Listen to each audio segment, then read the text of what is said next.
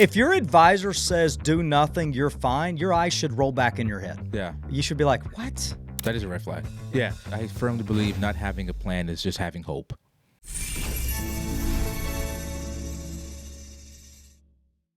So, Andrew, we've had a really much of a roller coaster ride so far for this year with respects to the markets. I mean, and one day Bitcoin has erased all the gains that they've seen since Trump has been in office. Silver has literally skyrocketed and pulled back.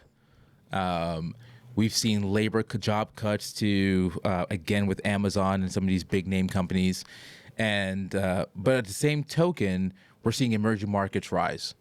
We're seeing a rotation out of tech going into energy and healthcare. And so obviously we know how this impacts one's investment strategy. But I started thinking about, if you're sitting at home, watching the news, looking at your phone, at your portfolio, reading the headlines, you might be saying to yourself, oh my gosh, all these mixed signals. Like, what am I supposed to do with all this news that's being pushed out in front of me? And what moves should I or shouldn't I make in my portfolio? And so I thought it'd be good today to talk about mixed signals. Because there's a lot of them. Because there's a lot of them out there Yeah. right now. And again, like I said, obviously we take the news in front of us and, we don't react, but we take it as information to determine, what adjustments we should or shouldn't make in the client's portfolio. We have the tools and the resources, the communication with portfolio managers and all that to make those decisions. But as an investor sitting at home, it could be a little bit confusing and it could drive them insane thinking about, oh my gosh, what am I supposed to do with all of this information in front of me? Yeah. And I don't, I want to go back real quick on the whole react thing. Cause I think obviously we do react in the world of managing money and managing plans. I kind of vision it like a chess game though, to your point, I know what you were saying as far as like, react as in like a knee jerk reaction to whatever's happening. But obviously all that's happening in this world, all these mixed signals, I mean, ultimately they do matter because it's the life we're living in, right? And when I think about the average individual at home, whether it's, the dad that's maybe the breadwinner of the house, or the wife that maybe owns a law firm, or the small business owner, or the retiree, right? That's like in a season of life where it's like, hey, big mistakes cost me everything. Like I can't afford to make a mistake now. In those situations, it's hard not to react, I think, in many ways. Now, sometimes a lot of people may not go actually and make trades or make changes with their plan, but they're living in like a sense of fear, which is, can also be troubling especially for people in retirement. And so, like, I don't know, I'd like to start with just a thought here on like the majority of wealth for Americans are currently managed often, if not the majority, by themselves within inside of employer plans. That's right. And we've all done this. I mean, we're in the industry. I've done it where you talk to a buddy at work or something. It's like, hey, man, all this is going on. Like, have you seen whatever stock? Have you seen whatever crypto? Like, you should go buy it. It's supposed to go up. Matter of fact, I saw a post literally 2 days ago. I screenshot. I was going to send it to you. And it was I'm not going to mention the guy's name, but anyway, the post was you want to break $1 million in 2026, buy these 7 stocks, okay? And I should have sent it to you before we could talk about it, but huh? You want to keep it for yourself? No, I'm just like like first off, my first thought is okay, well, yeah, if you want to be that, but like, what is this guy, a billionaire? Because obviously, if he knows, he should have a lot of money, right? But anyway, the reaction I think for most Americans is when they hear this, they're like, the only controllable source that I have oftentimes to make these changes is my 401k. So then they go, the market's dropping. So out of fear and out of like privacy, it's easy to do. Nobody knows. You go on your account and I'm going to move it to cash because I'm scared. Gold's going up. International's going up. Everybody's making money. they're maybe not telling the truth, and they're probably not, right? But your coworker who sounds like he's got it all together, but he's got a $80,000 truck that's only worth 70,000 and a $90,000 loan on it is telling you that he just made 100 grand buying international, whatever, right? And so you go, change your funds and you put some over here, right? And the problem is, it's those moves that are the reactionary moves that are so painful. And I don't even know if there's words to actually like explain how the impact is long term. It's monumental. And the mixed signal world that we live in, I think, those are some of the reactions you get. And really, we just want to avoid that. Yeah. Yeah. I mean, like, I think, if we're looking back over the last, 5 years, 6 years, I think they've been, obviously, been a lot of mixed signals, but I think there's been two pivotal points where people have made reactionary, in a bad way, moves. Obviously, the drop in COVID, that time frame between March and April of 2020, when the market was declining, 20, 30% in a very rapid pace. And like 20 something days. Right. I mean, it just pulled back so fast. And we had some clients that just were just said, put me in cash. Like, I don't know what's going on. Put me in cash. And obviously, that season that we were in, no one knew, right? I mean, the whole world was panicking over COVID. But yeah, I mean, in a way to be defensive and protect what they had, they went to cash. And I think also another pivotal time was September, October of 2022, when the market again was starting to pull back at a rapid pace again. Yeah. People went to cash. Since the Great Recession. Right. 2022. Went to cash. Mm-hmm. But that was the start of this, October of 22 was the start of this bull market that we're in right now. Right. And so I understand the reason to be reactionary, because like you said before, reactionary doesn't necessarily mean in a bad way. It just means that you're making some changes. Mm-hmm. But I think that when you're doing it by yourself, when you are taking your direction and lead from a friend, a television pundit, someone who doesn't know your plan at all, and you make those changes, all of a sudden your financial plan, your retirement portfolio looks like a highlight reel. Mm-hmm. So whatever the news of the day is, your portfolio mimics that, and that's not the sign of a plan. That sounds like that's a sign of a knee-jerk reaction. It's a hope. It's a hope I'm getting it right. It's a hope I'm doing the right thing, but it's not a plan, because a plan ultimately has fundamentals that you should stick to and has built-in parameters so that if the market goes down, I know what I should be doing because it's part of the plan, not a knee-jerk reaction, highlight reel, looking like a group chat, no matter what the flavor you're not is, going to, at the end of the day, the highlight reel superstar doesn't, in my opinion, doesn't ultimately exist for the average American. Okay, because the reality is even in our world, the investment strategies and the investment decisions we make, even with the enhanced technology that we use for trading, you're still competing against, massive, data-driven, unimaginary speed of computer trading, right? I just go to the default that the reality is anything that you might hear is a good thing to buy has already been realized and priced out in the market. Right. Okay, so like your buddy says, hey, you need to go and buy this because, or that post I'm talking about, you need to go buy this because it's going to make you whatever. The truth is if that is actually true, if there's substance surrounding the company, the direction of the organization, the financials, the probability of that company going up, it's already priced in, right? You're not the first one to know, okay? So I think there's two factors here that I think you got to have the right mindset about, and that is first and foremost respect for the markets, and respect for the history of the markets.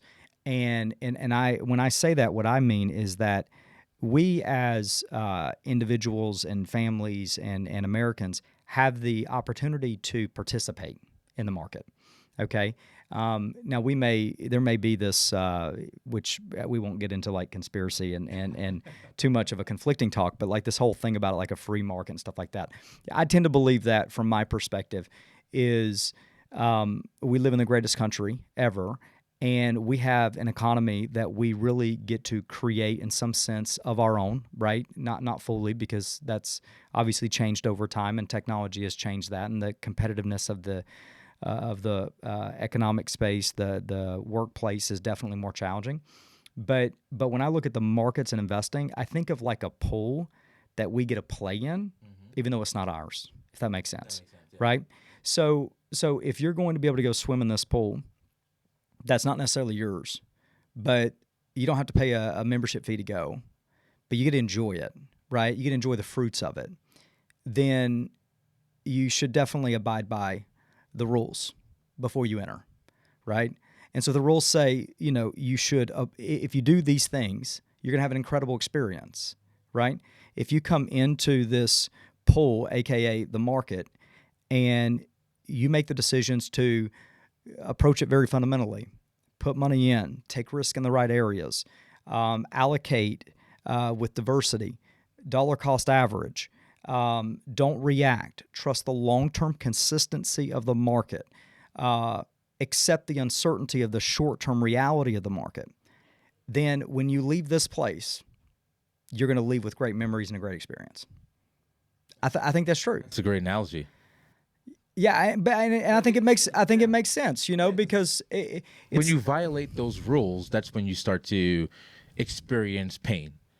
yeah. Because you just didn't appreciate the rules of the game, the rules of the pool. An example in your example. And kind of like that pride thing, like as far as respect, when you get into the mindset that I can beat it, well, then you're at extreme risk. You're not beating it. No, You're not beating it. the pool's been in existence for a while, I mean, and the rules have been in place for a while. You and I are around what I think are like get to shake the hands, communicate, speak, and literally sit in the rooms of some well-renowned traders, money managers, etc., right? These guys have built a 20, 30 plus year living off doing this. Yeah. They would say the same thing. Yeah, and if you look at some of their documents, a lot of them say rules-based investing, and that's it. Like they have rules that they base their fundamental principles on, and no matter what the market does, whatever headlines are out there, they don't violate their rules. And it may be a year where maybe it doesn't look the way that you expect it to look, but over time, it looks exactly what their thesis is. Yeah. Because they don't violate those rules at all. No matter who's kicking and screaming for them to make changes, they don't violate it. And those who don't consistently stay successful. So the point of today, in my opinion, is to let's go into what do you do, right, as an investor, especially if you're 50 years or older, getting closer to that retirement age, where maybe like you mentioned, I think when you said it when you started talking about time frame, right? You may not have a lot of time in the market as far as like doing dollar cost averaging as you're getting close to retirement to make a bad mistake. So those that are in their 50s, getting close to retirement, as they are planning, what do they do with these mixed signals? So we came up with a four-part plan that someone should look at as they're getting closer to retirement when they get these mixed signals, what to do. And the first part of this plan is protecting cash flow. Okay. Now, why is cash flow important? Right. I mean, that's probably when we do our planning, I feel like between that and taxes, I feel like that's the part where you light up. Yeah. So as a 55-year-old who's planning for retirement, getting these mixed signals, why is protecting cash flow so important? Because otherwise you work for the rest of your life. It's that simple. Yeah. I mean, I don't think it's very complex. I really do think it's a simple formula that we're trying to solve for. And that is that you are an individual, 50 plus years old, husband, wife, whatever it may be, working. And hopefully you have learned to love what you do and you embrace the pleasures of being able to do what you do for a career. But the reason you ultimately do it, maybe you do it because you love it. and you enjoy it and you have plenty of money and you don't have to, and that's a great place. That's freedom. That's financial freedom, right? But the other reason you may have to do it, you may do it is because you have to. And the only way you're never going to not have to is to be able to protect your cash flow. And this is protecting cash flow ultimately like from the start, right? So it's at 50, it's at 30, it's at 40 years old. But then it's also all the way on through the rest of your life. Yeah. Yeah. And so, we save ultimately so that we don't have to work. That's the concept of the game that we play. We trade our time, energy, and skill set for cash flow in hopes that we can save that cash flow to eventually be able to trade in our cash flow and the work of that asset to create the income that we once created with our physical bodies. And so that's the name of the game. And so, yeah, I think protection of cash flow is like the foundation of, once again, it's like you're going to play in the pool, right? This is what you have to do. Well, this is like rule number one. Like you got to be able to swim, right? Or don't get in the deep end, So I think that's how vital cash flow is, right? It's the stability, right? So like don't go jump off the deep end yet until you know how to swim. All right, so cash flow, don't try to go do anything outside of the ordinary. Don't go buy shorts, collars, or some type of alternative investment strategy. Don't go dabble in Bitcoin because you're behind on investing and you're trying to get lucky. Don't go buy a brand new truck and whatever, or a house that you can't afford, or max out your cash flow. Like, don't do these stupid things, right? Because you don't have the foundation, but that is cash flow. Yeah. So to protect cash flow, it literally is ensuring that number one, the money you generate can cover lifestyle today with the margin to protect the future, and addressing specifically the things that are priorities now to enhance the probability of that future becoming reality. So whether it's, whatever plan we have in place for a client, savings, where we're going to save from a tax standpoint. I don't know if that's the answer you're looking for, but like that's, to me, cash flow is like it's everything. Yeah, no, yeah. It's there's so many ways you can slice that question and get an answer, and the answer to that could fit different people in different seasons of their lives. But I think you're right. You hit so many great points. That's why when you have two families with the same net worth, they can experience life completely differently. Yeah. Because one can respect the rules of cash flow, not overextend themselves, think about the future, create margin in their cash flow, and they can live a really great life. Mm-hmm. And then you have the family next door. Remember, same net worth, but have violated those rules and live beyond. They overextend themselves, live a life where every single dollar generated is needed just for the foundation of their lives. Mm-hmm. And so when you speak to people about what's my number, what's the number I need to get to when I retire, I think some don't really respect the fact that it's not just about the number. It's about how that, what, as far as a burn rate or a distribution rate, like how much of those dollars are necessary for me to live, and how much of those dollars are really more of a, what's the word I'm looking for? Like an arbitrary number, right? So like if you have someone that has $3 million, let's try to do the math right here. So if it's somebody that has $3 million of net worth, and after speaking with us, they say, you know what, Andrew, between pension, between Social Security, out of this $3 million, we only need $60,000 a year from that $3 million. And we'll be fine. And then we'll just take one-offs, right? If we need to go on a vacation, if we need to buy a new car, we'll just take, $20,000 here, $30,000 here, but we don't need to take a distribution of that amount systematically, consistently. And then you have the same couple, $3 million, and they say, Andrew, we need like $150,000 a year from this. We still got a loan on our house. We still got a loan on our house, right? Mm-hmm. And so their journey throughout retirement looks completely different. Yeah. One can't sleep at night because they're worried about the markets, and the other is, they're worried about the markets, but they're fine. They feel okay. They've got their income plan already in place. They've got their short-term money, their long-term money, their mid-term money all set aside, having a different job description, and they can sleep at night. Yeah. It's funny because like what you're saying, I just feel like it this whole idea and this conversation about, uncertainty and how you navigate this world and this year that we're living in and all the mixed signals. Like if I'm one of those two scenarios you just referenced, there's just a sense of, if I'm the gentleman who's who maybe, just lived by the rules, played the game correctly, made sure I addressed my debts and saved appropriately, and lifestyle is within margin of what I have, then I'm the guy who doesn't really care.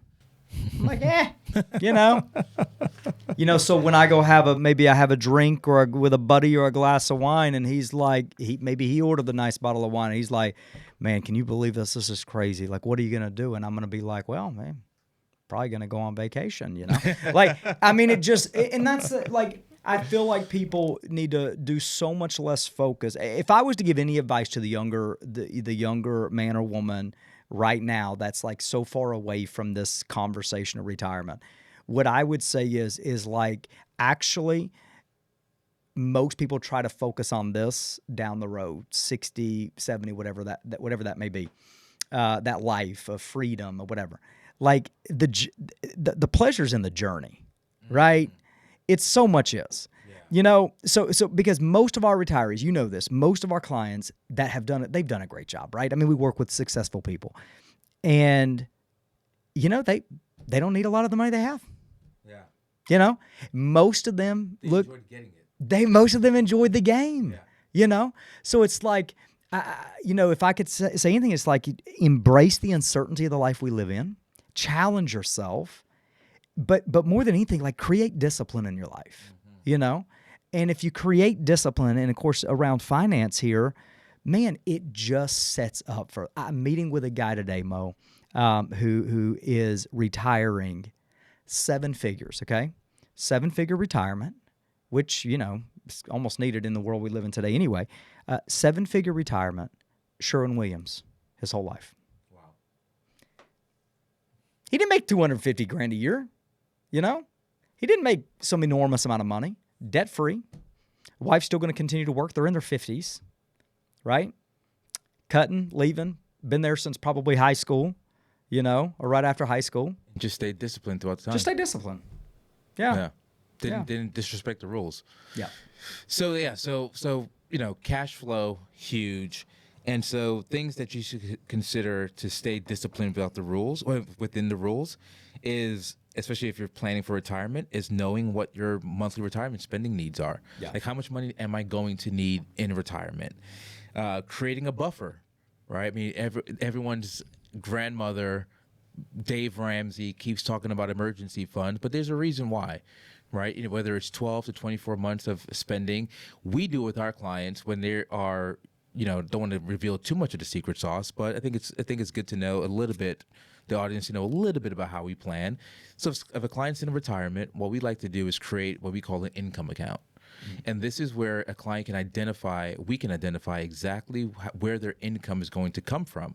Now, depending on the client, it could be 12 to 24 months of their expenses. So if a client needs, call it $5,000 a month, $10,000 a month, if it's $10,000 a month, there's $120,000 to $240,000 of cash, literally in a money market account, and no non-interest bearing cash, obviously. Yeah, but it's a client can look and say, no matter what the market does over these next 12 to 24 months, I know that my income is satisfied because it's directed here, and we have a respect. Like you said, respect the market, respect the rules, and because we respect their cash flow, we want to make sure that their cash flow in retirement is. So it's interesting, like, just thinking about that, I'm thinking, like, what's the rhetoric of someone's thought process around that?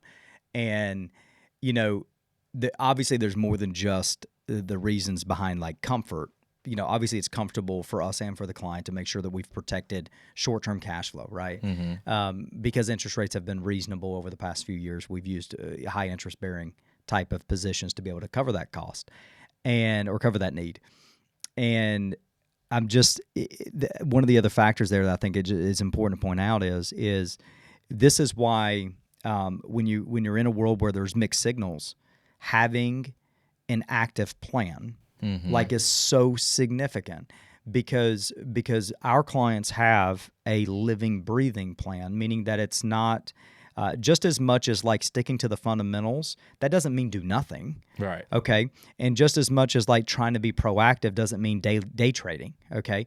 There has to be this balancing act. And so we approach the planning that we do in a very, very active way. Part of that in your illustration is this income account. And the example you gave is true.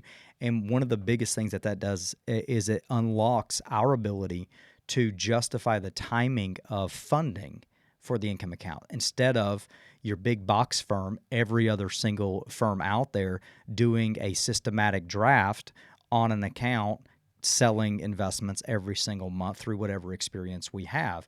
We now have given ourselves the ability to kind of organize that, time it relative to market, time it relative to tax liabilities or tax strategy, et cetera. And for the individual, it's like, well, why would you want to have a year's worth in a high interest bearing account? Am I missing out on opportunity? And I would say that some firms that probably don't do it the way we do would say you are, and I would say your math is wrong completely. And if matter of fact, if you just do the simple math from last year through the start of this year, and I believe you'll find that to be true. And so I think that's a good. I know it's not one of our parts, but like, do you have an active plan? And if you don't, like, red flags should go up in the world we live in today. That is a red flag. Yeah. Yeah. I firmly believe not having a plan is just having hope. Yeah. That you're hoping you get it right. Yeah. And a plan at least gives you the roadmap to make sure, an active plan too, not one that's collecting dust on your counter that you shoved in your drawer. If your advisor says do nothing, you're fine, your eyes should roll back in your head. Yeah. You should be like, what? Yeah. And remember yesterday we had a conversation with a client, and it's not about investment needs, but it was about Social Security. And the person he spoke with said he's just retired. He's turning 65, applying for Medicare. And the guy that he spoke with for Medicare said, don't worry about IRMA mid-year. The government's never going to. Don't worry about the appeal. Yeah, don't worry about the appeal. The government's never going to approve it. Wait till next year. So I told him, I was like, so this guy that you spoke with, again, he's not looking for a new advisor. It was a Medicare guy that he spoke with. I said, so this guy you spoke with about Medicare is telling you to eat $6,000 this year. Just eat it, and not even try. Because filing an appeal is useless. It's useless. Yeah. So this is why, once again, planning is active. Of course, we offer all these services for our clients when it comes to healthcare and taxes and all this stuff. So he's trying to coerce a transaction out of this deal. I think his wife's trying to sell real estate property to the agent who's often like. Long story short, it's right. So the reason you have to have a true proactive, like, you just got to have a darn financial team that has a heart that wants to care for your well-being, right? Mm-hmm. I mean, that has, of course, the skill set and the ability to do that and to carry out the offering and the service to deliver on that promise. But at the end of the day, that's the intent. Like, we care about that stuff, right? Why would we want a client to throw away $5,000 or $6,000? I'm like, well, they don't have a IRMA appeal form for nothing. It doesn't say literally on Section 2 reasons why you feel like you can appeal this IRMA, which is a income-related monthly adjustment. It says right there, income stoppage, aka retirement. Yeah. Like, they don't throw it out there for no reason. Yeah. So you're saying if you're retired mid-year, he's like, I wouldn't do it. Yeah, I wouldn't do it. Anyway, so part one, protect cash flow. You mentioned an active plan. I think an active plan kind of rolls into part two, or having a rebalancing strategy. Yeah. So having an active management with respects to your portfolio. And when I say active management, I don't mean like day trading, like you mentioned before. But, if you stick to, for instance, for years we've heard about the 60-40 portfolio, 60% equities, 40% bonds. You do that, that's a nice quote unquote balanced portfolio. Well, if you're invested in Nvidia, Amazon, Microsoft, the Mag 7 over these last few years, and didn't do any rebalancing, and you should have, and probably would reduce your bonds. Obviously, the equity position has completely maybe skewed that 60-40 mix a little bit. So now your portfolio might actually look like 70-30. I mean, honestly, it could even look like 80-20, depending on which stocks you invested in. If you stayed domestic over these last 3 years, you might have missed out on the opportunity that we've seen overseas. Yeah. Emerging markets, developed markets have, especially last year and to start this year, has outperformed the U.S., the domestic market. If you've missed out on gold, then you've missed out on a commodity that has really, skyrocketed over the last 3 years. So the whole point of it is having a active strategy with respects to rebalancing your portfolio, but rebalancing it with rules, not because of a headline. Yeah, I like that. So with the whole rules, one thing that I think is like a good visual, if someone can picture this, like we're a big proponent of basically assigning a job description to a specific bucket of money or a lump sum of assets that maybe an individual has. You gave the illustration earlier, a client has 3 million, right? Well, all 3 million should definitely not be invested together in a very similar way in regards to risk, right? There should be some clarity surrounding what that 3 million is to be used for and how much of that 3 million should be used for a given task or it's like running a business, right? You don't have your team of 10 people come in and all do the same thing, right? You assign priorities based off skill sets and needs, and then you deliver the work offering in the package that way. It's the same thing with managing money. So I think once again, it's one of those like red flag things. If you're out there and you're in retirement, God forbid, if you're in retirement, you better figure this out quickly, or you are close to retirement. And the best answer that you can come up with, if someone was to ask the question, how are you investing your money and why? And the best thing you can come up with is, well, I'm probably a bit conservative, getting close to retirement. Okay. That's not good enough. Are you kidding me? If you say, well, yeah, I'm trying to get as much returns as I can right now. I just retired here recently, and that ain't gonna cut it. Yeah. So in that, there's nothing wrong with that. But this is once again the whole idea of this show is to say, hey, there's some red flags here that should. Now maybe you're not that person. That's fantastic. There's a lot of great advisors that do work that really do the detailed work that's warranted for you guys out there. I think that's it, Mo. I think you got to have a job description for your assets, and not one. I'm talking about you need to break your assets apart to be able to identify what it's supposed to do for you, the season of life it's supposed to work for you, and what it's supposed to do now in this season, and what it can do to support the future seasons of life. And when you can organize the plan that way, then you can invest. And to your point about rebalancing, if your model's not changing right now, like what the heck? Yeah. Okay, if your investments, I totally agree. I'm not talking about like risk levels, okay? We're not talking about like jumping in, jumping out. Like to Mo's point, we're talking about rebalancing. So if you're an aggressive investor and you have 70% of your assets dedicated to aggressive allocation, that aggressive allocation should be changing, right? If you are a growth and income investor and you have half of your money dedicated to like growth and income, right? It should be changing.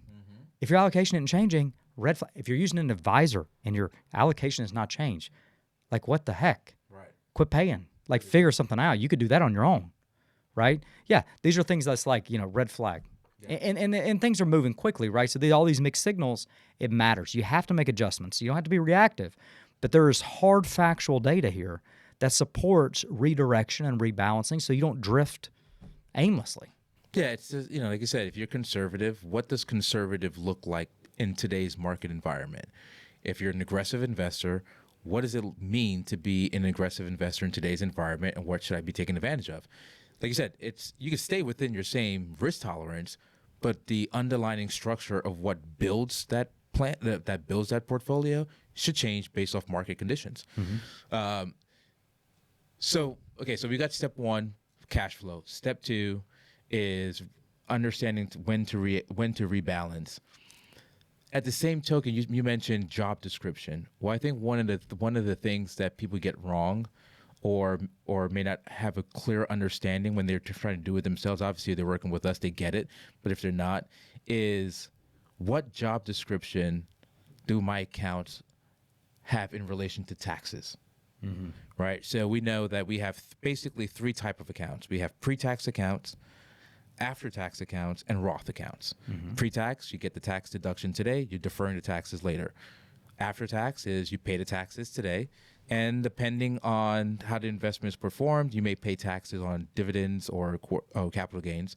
And then Roth accounts are tax-free. Basically, you pay the tax today, you never have to pay tax down the road. I think taxes are one of the most controllable things you can do with your retirement accounts, especially when it comes to cash flow. So for you, as you're planning for as you're planning throughout these mixed signal times, what do you think are the green flags and maybe red flags that you should watch out for with respects to taxes in your plan? Yeah. So, like for me personally, or just like the way I would think for a client? You know what? How about personally? Oh, I wasn't going to go there, but yeah, I didn't think you were going there. Since you opened it up, yeah. So I think the way that I kind of view this is the way I view it for clients too, though I think in some sense, but I use myself as an example. So obviously everybody's different, right? Even me and you are different in many ways. And so everybody has a different setup. And when you're trying to figure out the tax strategy, I think it's important to like identify the initiative overall that the client is ultimately trying to accomplish. Like for me as an example though, we have made decisions over recent years to begin to purchase real estate. Now we did that very specifically with a tax strategy in mind. And being that my wife is a homemaker, but also helps with the real estate side, we're able to untap some tax laws that otherwise many families may not be able to do. And so when I look at like a plan for the NIDA home, I have come to a conclusion that this is like the overarching thing that we're going to try to accomplish, okay? And identify like what the target is for that. And then I come back and figure out what needs to happen literally not just year to year, but ultimately like what needs to happen Q1, Q2, Q3. And then what is kind of a fluid piece to this. So like I give you an example. What needs to happen Q1, Q2, Q3, Q4? Well, I've got 3 boys, right? So should I be paying my children from the business for the real estate company because they do work at properties, cut grass, or whatever it may be, right? I should. Okay, so should I set up a payroll to pay them, on a frequency that may be different than I pay anybody else to be able to untap those deductions, right? It's an expense to the company, and for them, it's untaxable, non-taxable income to them, right? So it's a win-win. It's money that's being passed through the funnel without having to pay tax. Do we need any equipment? Right? So I'm identifying early in the year what needs to happen throughout the year that's actually a need for the company. Now, if I don't have a need for the company, like equipment or trucks or whatever it may be, I may go to the secondary layer of the plan, which means, should I be buying real estate this year? Well, if I can identify what my tax liability is going to be, then I can quickly articulate the amount of essentially the amount of money that needs to be spent on the right type of house to accelerate the depreciation to get the money back from the government. So it seems like a lot, okay? And in fact, it is, okay? It really is. But it's a plan, right? So the plan is set in pace for the NIDA home, right? This is something we anticipate doing year over year over year over year, right? So this is the strategy. Now, it may have to pivot. It may have to adjust relative to market conditions, relative to tax laws, or whatever it may be, right? The plan overall is still the same. And so anyway, I think to your point and your question, if I was to tie this to someone who's like a retiree, okay? Well, this is the reality of it. Are you going to do conversions or are you not? Right? And if we're going to do conversions, we need to know every year that that's the concept, right? And then what do we do intra-year? Well, we look for ways to enhance that target. Are we going to consider harvesting? Right? Are we literally going to harvest with inside of your taxable account with a capital gain target, okay, for the year? If we are, we know that. Like that's the plan. right? Now we're just looking for the right time and the right moment to execute throughout the year. And so I think honestly, Mel, I think it goes like that with anything that we do. You know, whether it's you're throwing money into your plan, or you're liquidating money out, or you're funding the income account, or you're doing the harvesting or the conversion planning or whatever. It I hope that makes sense. I don't know if I answered your question at all. Yeah, no, it does make sense. You have a plan, and your plan can change depending on different factors, right? The plan's the same. The plan's the same. Right. The mechanics, the mechanisms, the levers that you pull may change with respect to, well, you know what, this is not a great year for me to buy real estate. The market's hot, interest rates are down. So, like, the plan is still to be tax efficient. Can I give you another illustration? Go ahead. Because I just looked at my cuff and I thought of one, right? So clearly, like, all right, by the way, this is from a mom. Shout out to my mom here. What a great coffee cup. That's a great coffee cup. Yeah, there's weird things that I'm obsessed with. Coffee cups are one of them. And gas stations. I like nice gas stations. Anyway, that's the whole story. So my point is, though, is the aim is to hunt a specific animal, right? Okay. Let's say I'm a hunter and I'm going to hunt a mule deer out west, right? That's the goal. Well, clearly dependent on the time of year, the weather conditions, right? The aim is still the same. Mm-hmm. The mechanics of how I get the job done is going to be vastly different, right? And so I think literally, if you're thinking about it that way, I think that's the idea, right? It's not that the target is changing. Our goal is still to execute a tax. If you have a tax plan, the goal is still to execute the plan, right? Now, how we get from A to Z is relative to these mixed signal changing environment type thing. Yeah. And I think that bleeds really well into the step 4 of the plan, which is kind of behavior guardrails. And with all these mixed signals, with our plan, our aim, the target,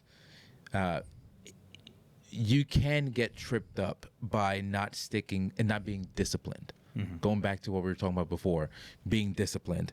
So I think one of the biggest threats to one's plan, whether it's a retirement plan, whether it's hunting, whatever it is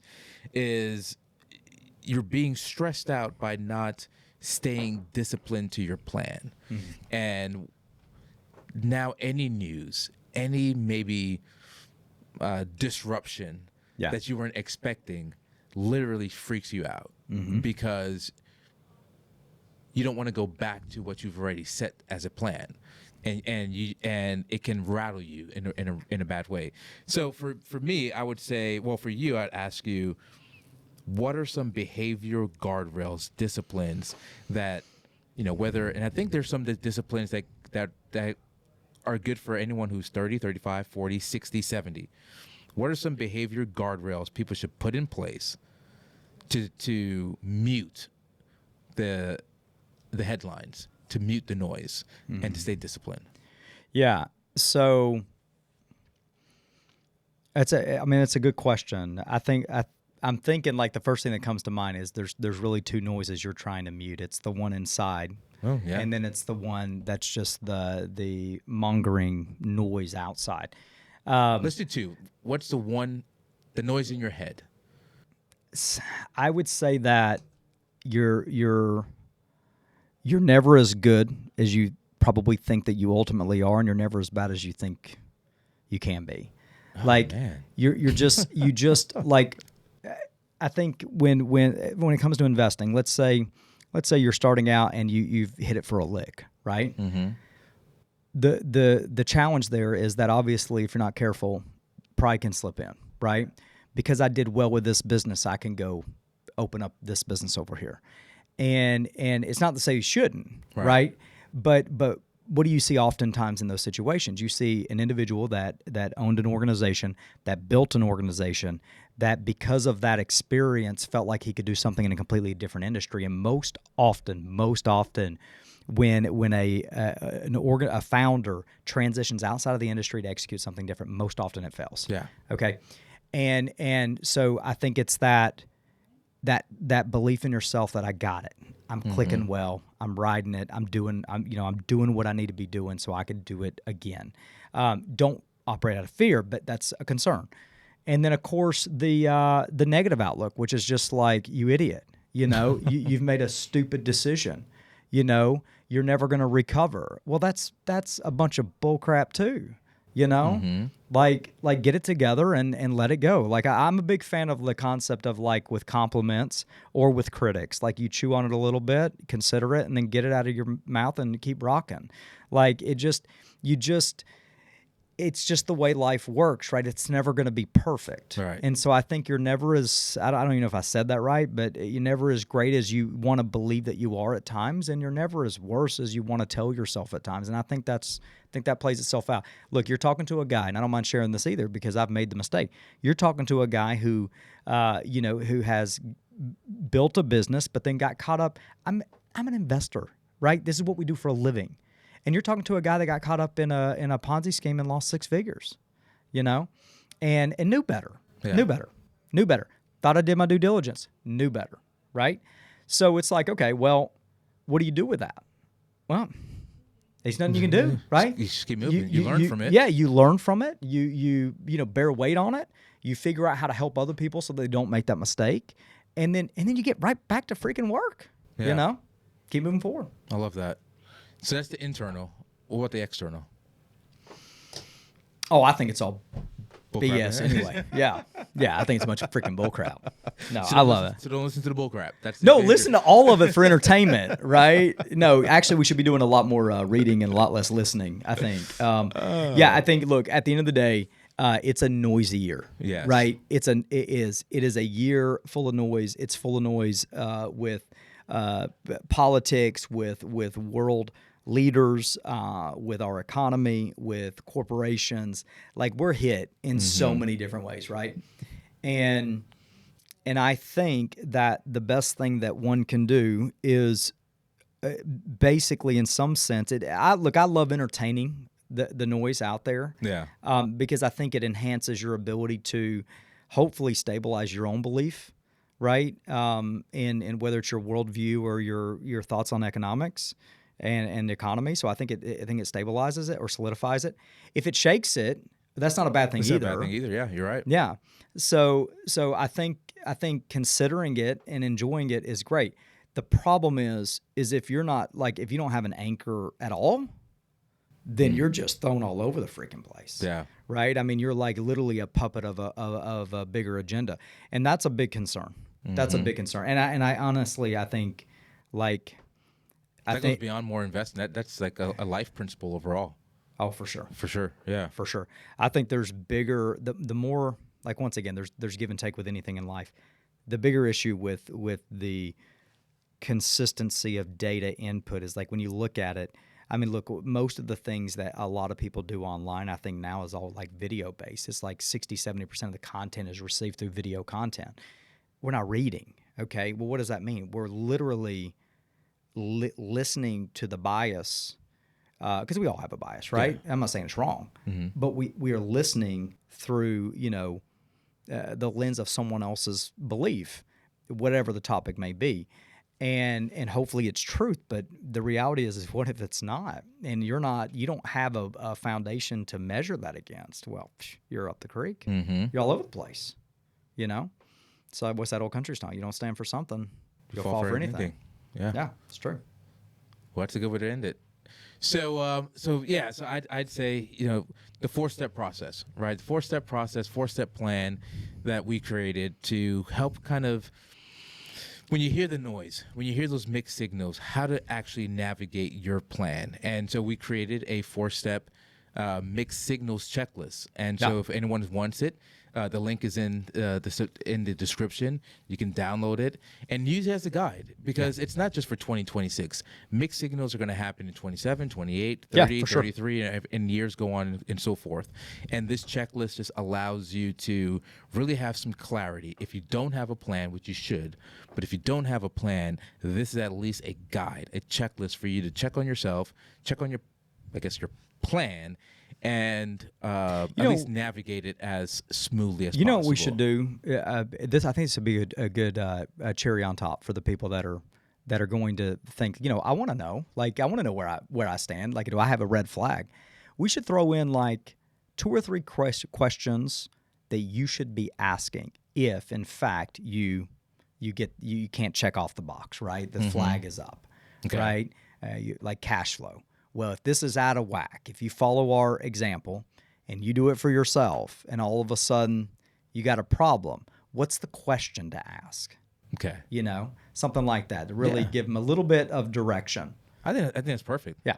Yeah, because I think the audience and those that are out there, those that are listening to financial advisors or financial coaches, or listening to financial experts, they may want to work with an advisor, but they don't know how. They don't know at what season their life should they, what numbers, what data points, what my account size should be. Do I have a problem, right? Do I need help? And they can't really identify whether they need help or not. Right. It's not like going to a doctor, right? You go to a doctor, you have a cough, you have a fever, I should go to a doctor, right? But when do you realize that I should speak to a financial advisor? So I think those questions would actually help For someone understand, you know what, this is kind of out of whack. I probably need a checkup. Yep. I love that. We'll do that.